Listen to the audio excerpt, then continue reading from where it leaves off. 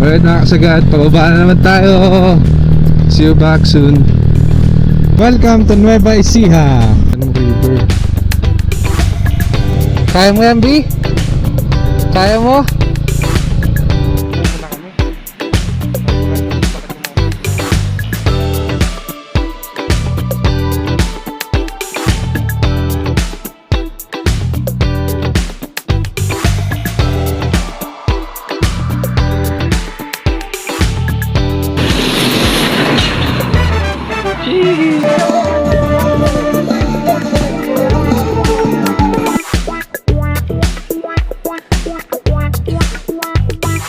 Guys, sa line set na tayo. Alright. So,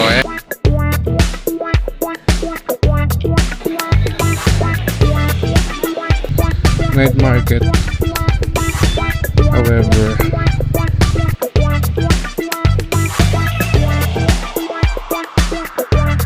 then palitan na lang ng kadena ng 10.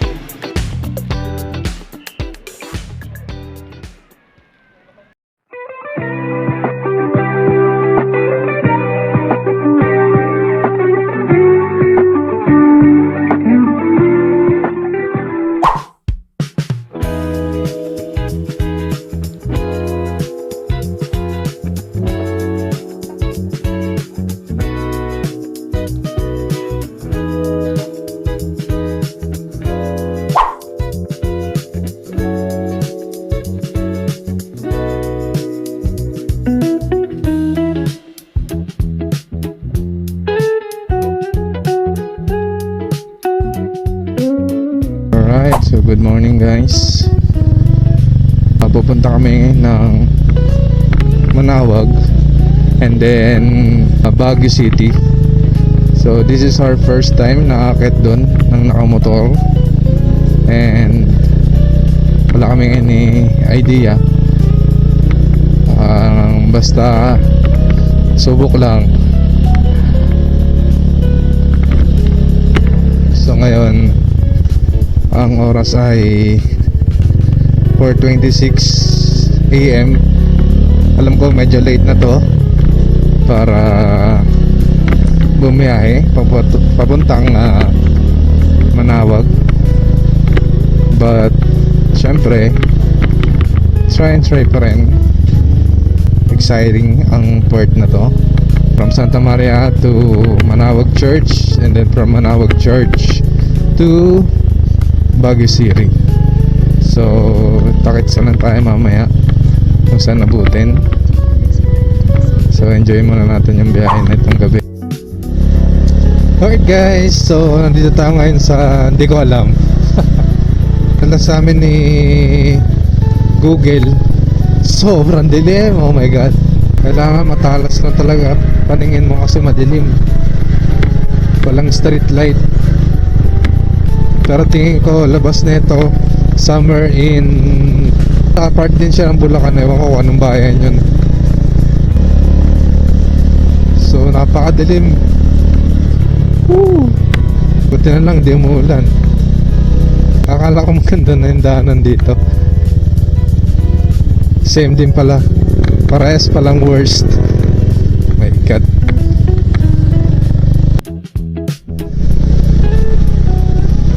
Alright guys, so nandito pa ngayon sa North Sagaray, and packet tayo na Angat, and then diretso na ito San Ildefonso, Bulacan.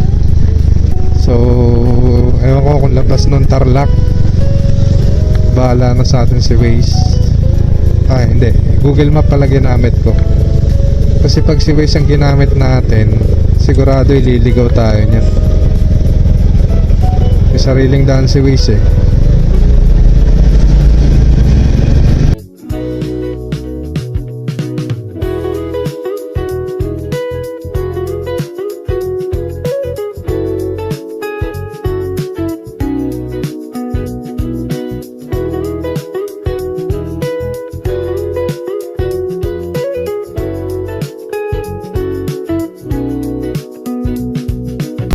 time check 4:51 na, mag-aalas 5 na guys. So abutin tayo ng liwanag nito sa kalagitnaan papuntang Manawag. Pero ayos lang yun, at least maliwanag na. Ang hirap bumiyahe ng gabi kasi hindi mo masyado makita, lalo na wala tayong auxiliary light. So doon sa nadaanan namin puro lubak, sobrang pangit ng daanan, grabe.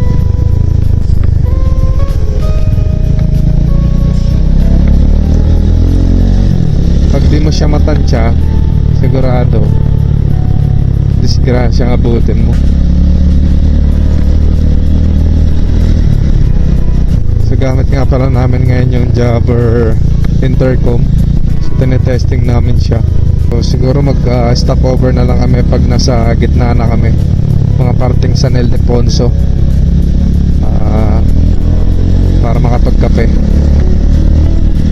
So medyo maulan tong biyahe natin, pero tuloy pa rin kasi sayang naman yung leave. So 5 araw pala ako naka-leave ngayong araw na to, tsaka hanggang address ng Nobyembre para matesting ko na rin tong Titan kung kaya ba sa Baguio to. Pag tumirek, tulak pa uwi. So, dito lang naman sa simula mahirap kasi makikita ng daan. Bukod sa makitid, marami pa ang uneven sides. So prone siya sa slide talaga. So hindi makapit yung gulong mo, bahala ka na pinsan. Makikisama naman yung panahon sa atin as of the moment. Pero sana doon sa pupunta namin walang ulan, para enjoy naman kahit pa paano. Ang habol lang naman doon is makapag-ikot-ikot, and then yun lang, makakita lang ng ibang view. Kasi dito puro kapitbahay na lang nakikita. So kita-kitsa lang tayo pag nasa San Ildefonso na tayo, somewhere the middle. Pag nasa kalagitnaan na tayo, saan na lang natin ito buksan. Kailangan natin magtipid ng battery para lahat na documents natin. Alright, see you later.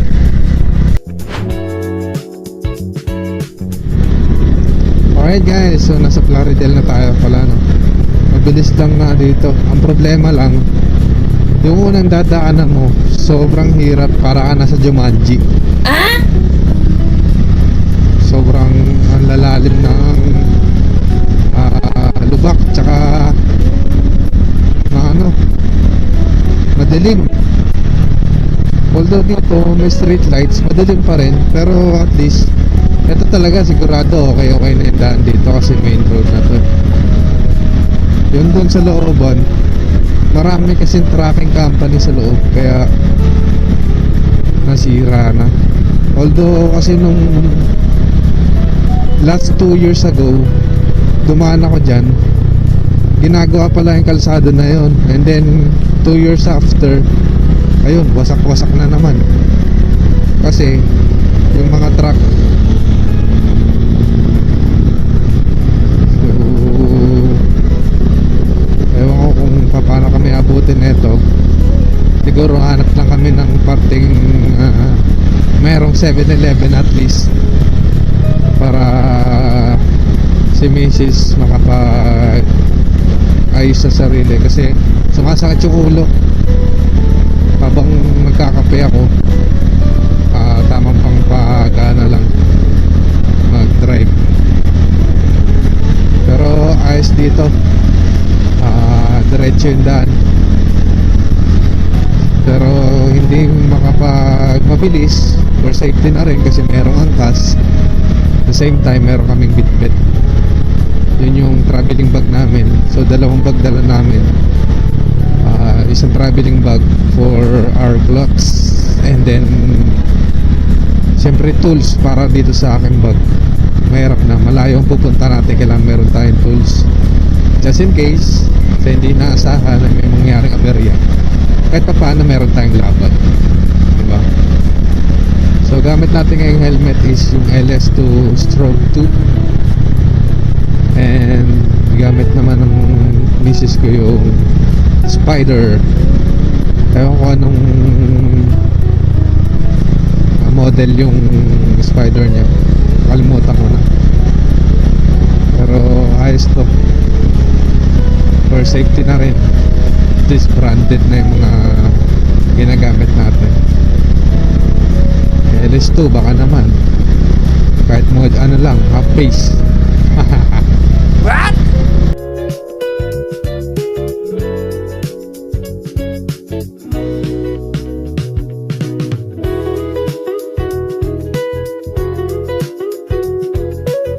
Diretsuhin ko lang muna to, kita ka lang tayo kung saan tayo abutan. Ingat sa atin, ride safe.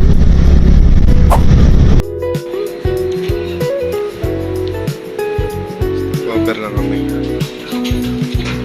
Coffee time.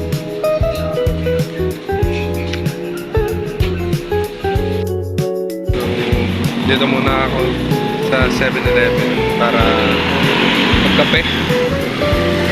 Kasi bala ko dire-diretsuhin ko na yung biyahe papunta Manawa. So sa misis kasi sumasakit yung ulo, kaya kailangan namin pahinga muna, tsaka makapag-inom na rin ng kape, makapag-iose rin. Ayan.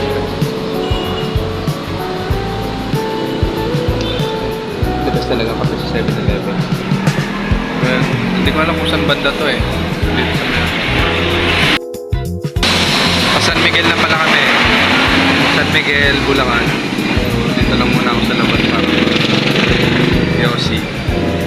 So, tuloy namin yung biyahe maya. At medyo matraffic. Magkakape.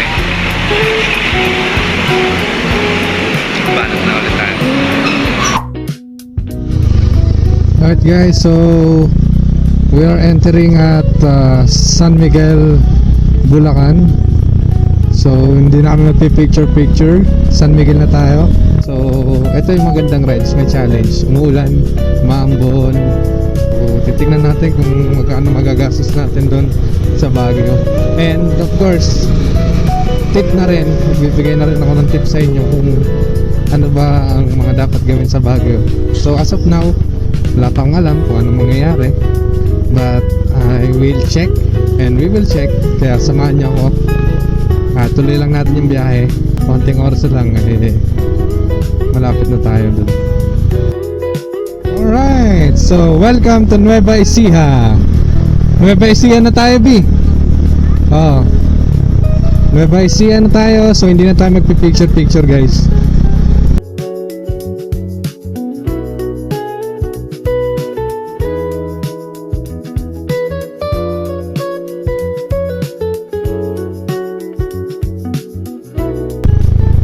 San Leonardo, Nueva Ecija.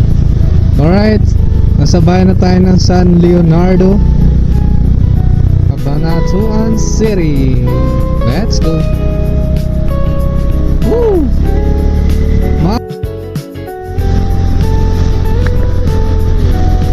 Alright. Woo!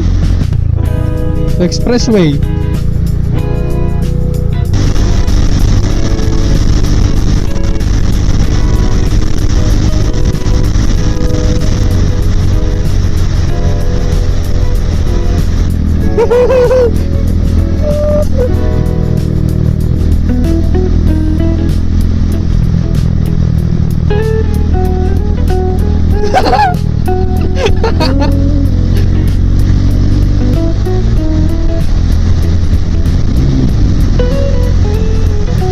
Galing na.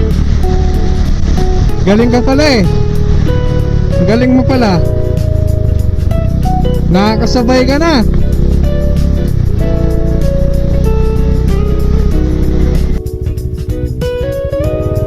Dito. Ang lobot siya mo.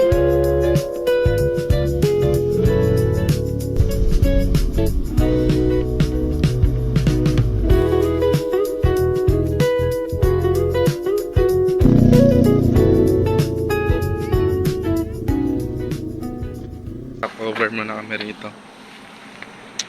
Ayan. So, as you can see, meron ditong ano, pinapasagasaan yung palay.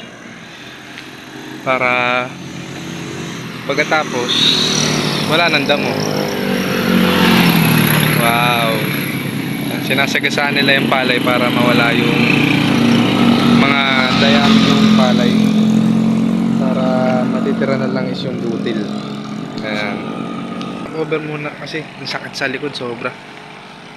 Kasi may mga bit-bit kami, mga bit-bit namin.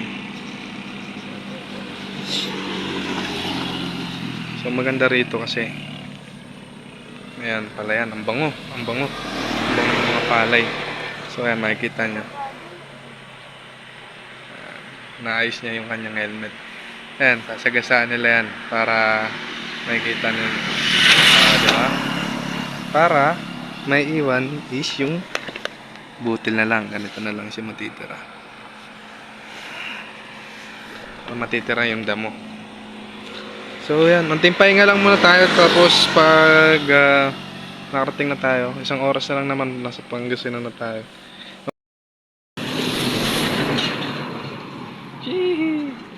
Naayos niya yung kanyang, ano yung naayos mo dyan?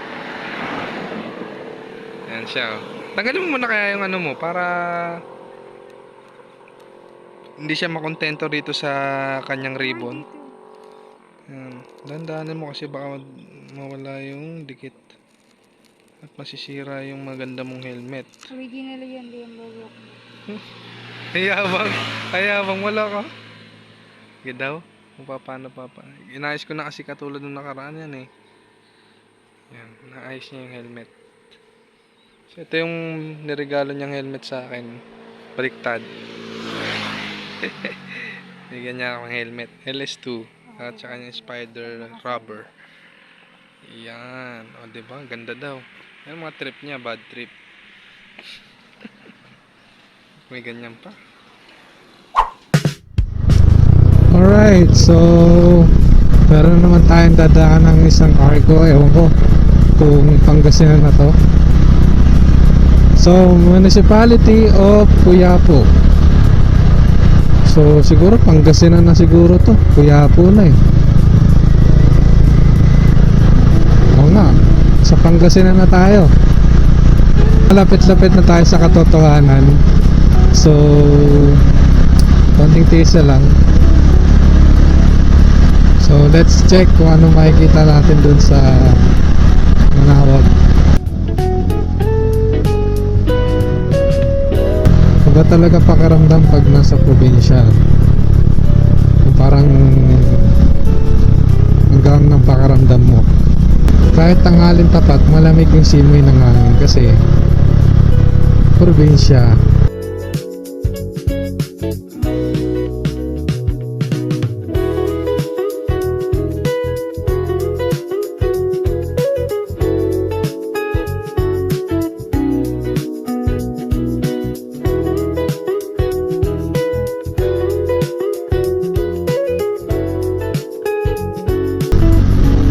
Kita-kitsa lang ulit doon. Ride set sa atin lahat. Let's go!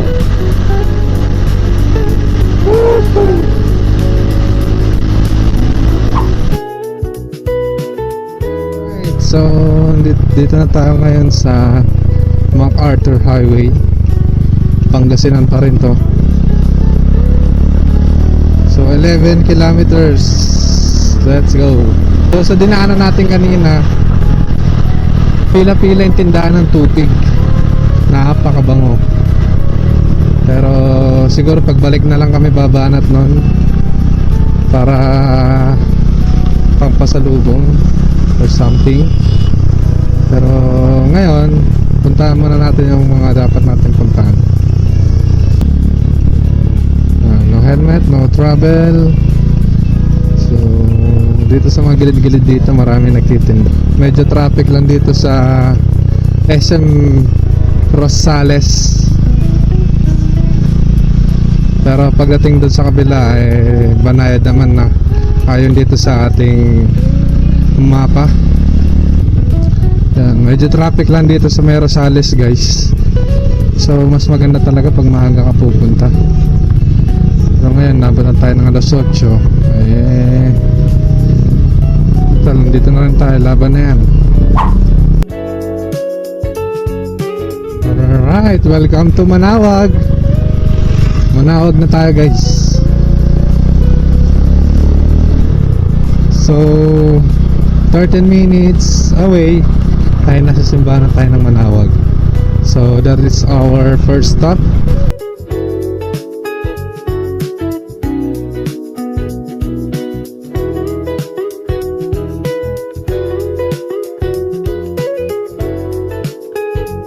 Bakit talaga siya wet? Grabe.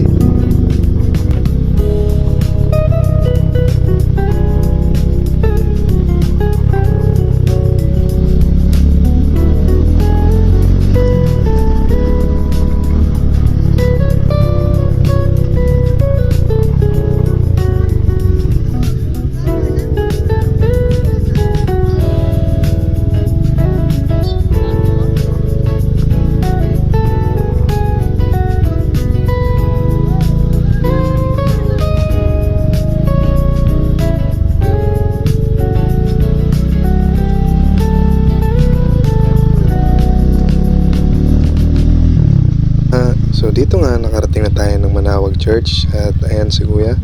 Siya yung mag-a-assist sa atin para Ito na yung simbahan ng Manawag, guys. So dito sa Manawag, ayan, nagmamadali yung mga parkingan. in-assist Yung? din nila ako para ipasok ko daw doon sa loob. Ayun. So syempre tuwa ako naman dyan Thank you. para hindi mainitan yung motor natin at the same time. 'Di ba? Hindi mababawasan yung gas natin sa tangke kasi nakaka-apekto yung init ng araw doon sa tangke. Medyo matitipid tayo sa gas niyan. Ano, parang special na special yung parkingan ko. And nagtitinda na rin sila dyan ng kandila.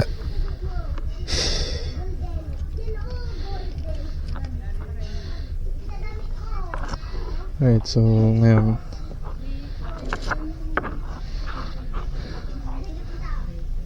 one, two, three.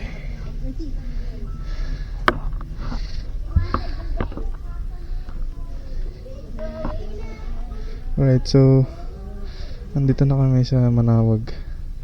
And special yung parking ako nasa lilim. So special din ba nito siguro. Pero di bale. At may kainan dito. 9:33 na tayo nakarating. Okay. Share dyan.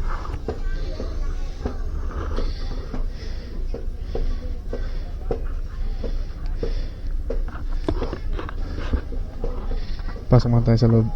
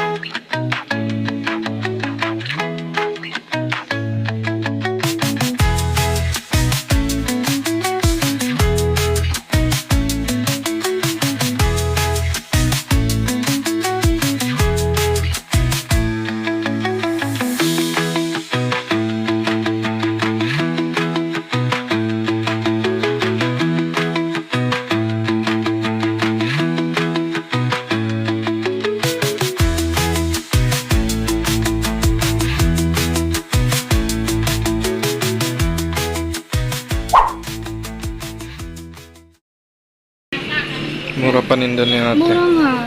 Kasi sa labas, ang Ito kayo bibili. Kinukulit nga ako din. Kinukulit ako sa labas doon. Kaya ate kayo bibili ha. Yan po lang. Aming ano. Marami siyang available dito. Taas ng price. Langis, Magkano lang? mga puon. Ito ma'am, 35. Langis, so 35 lang. 60. Dalawang bote ang karga. Mabango yan ma'am, amoy yan. Pure coconut daw. Binuksan mo. Ba, pwede daw amuyin mo. Para pag bibili kayo dapat ang amoy nyo din. Yan ang maganda sa katawan nyug. Marami si nanay paninda. Sa pag-ahon lang dyan, sabay dito na. Doon yung manawag. May dulo pa. Tapos doon din yung parkingan. Restaurant. Sa pagpasok ko doon, dito daw daan. Pwede daw dito dumaan papuntang manawag pag magmula kayo doon sa baba. Pero dito lahat ng parkingan sa taas. Ayan. Nakakapagod pala dito guys. Hirap. Ikot ng biyahe, mainit. Pero sulit. Nasa tapat tayo ng veteran. So, dito ka lang papasok ng simbahan. Kaya lang kami. Tapos may CR na rin sila rito. Andyan. Kompleto na rin. Huwag guys, merong kainan. Sa tapat ng veteran. Harapan na lang kayo nito. Naman ito. Puro laman. Ano po to? Totoo to. Magkano sa order mo? 70. Dito. Parigi. Parehas, 70 lahat ng karne. 70 lang guys, makakain na kayo. Pwede nakdakan. Magkano po yung dinakdakan? 70 rin. Pari-pari. Yung dinakdakan ng sangbi. Para sir, yan kitang sabaw. Doon na harapan kayo ni madam. Yan, kakain kami guys. Dinakdakan sa akin. Mukhang masarap. Habang nag-aantay kami ng susunod na misa, kakain muna kami. Yung helmet natin. Pakaitan nga daw sir. Pakaitan yung sabaw.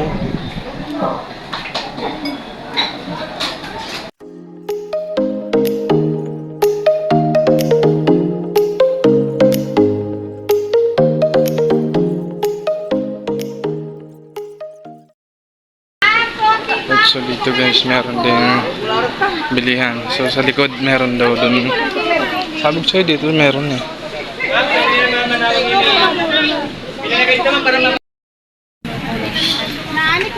So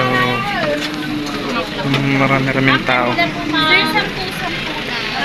Bilhin na rin kayo sa akin para makabenta rin. Saan ka dito? Bili natin. Bili ka na. Bili ka natin. Mag-isa po.